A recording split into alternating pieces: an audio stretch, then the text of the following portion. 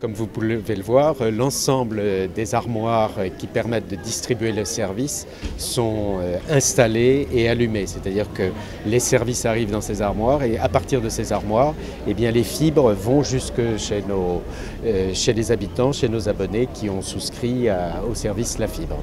Donc ça veut dire que maintenant, en Anguin-les-Bains, tout le monde peut avoir accès à l'Internet à très haut débit?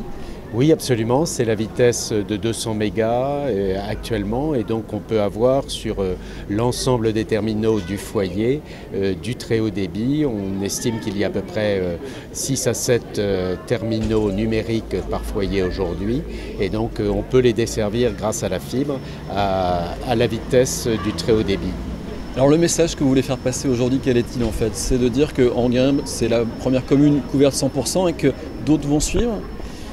Oui, bien évidemment, d'autres vont suivre. Il y en a déjà qui sont pratiquement réalisés. Mais pour nous, c'est important qu'Anguin-les-Bains, ville numérique classée à l'UNESCO, dans laquelle il y a beaucoup d'événements et de projets numériques sous l'impulsion de son maire, de la municipalité et des services qui nous accompagnent dans différents projets et que nous accompagnons également.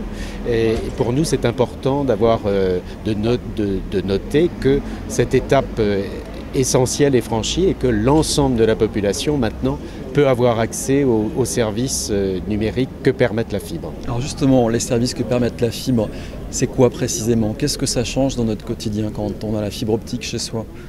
Quand on a la fibre optique chez soi, on peut avoir sur l'ensemble de ces terminaux simultanément de la vidéo de très haute définition.